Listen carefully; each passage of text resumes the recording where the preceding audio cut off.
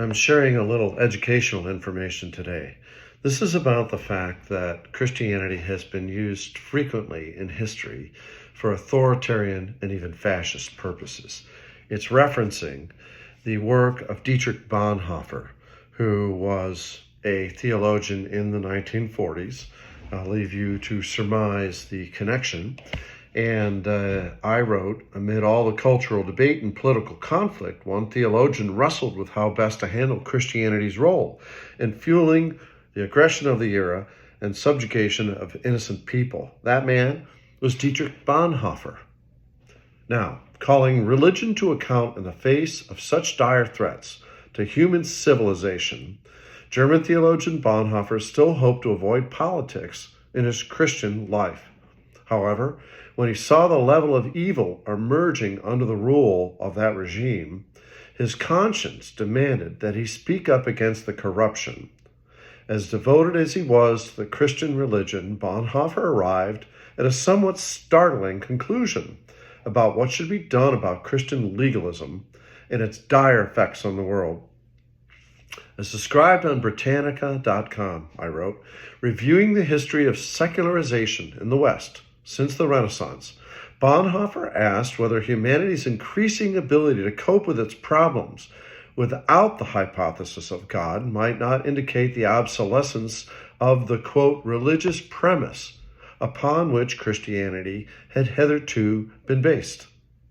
Rather than looking for gaps in human knowledge or accenting human weaknesses as a basis for apologetics, he asserted, the church ought to affirm man's maturity in a, quote, world come of age, the stripping off of religion in the sense of otherworldliness and preoccupation with personal salvation. Bonhoeffer suggested would free Christianity for its authentic this-worldliness per its Judaic roots. The church should give up its inherited privileges to free Christians to, quote, share in God's suffering in the world in imitation of Jesus, quote, the man for others. That was what they wrote about Dietrich Bonhoeffer.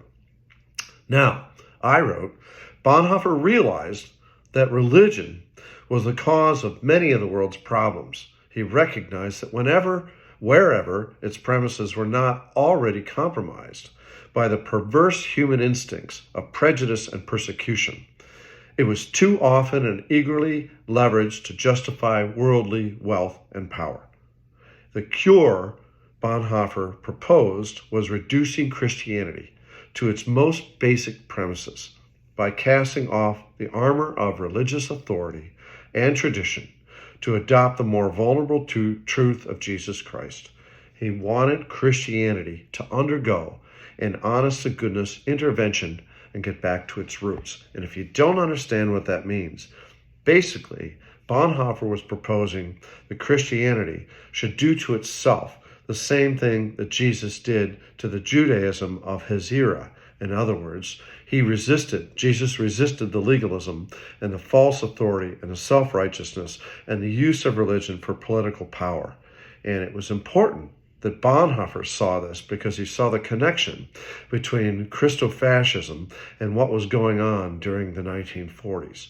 And today, the same thing is happening. If you don't see it, then you don't get it. So I'm trying to help you understand why it's important that we keep an eye on those who are claiming, for example, that the Bible is their law above the Constitution.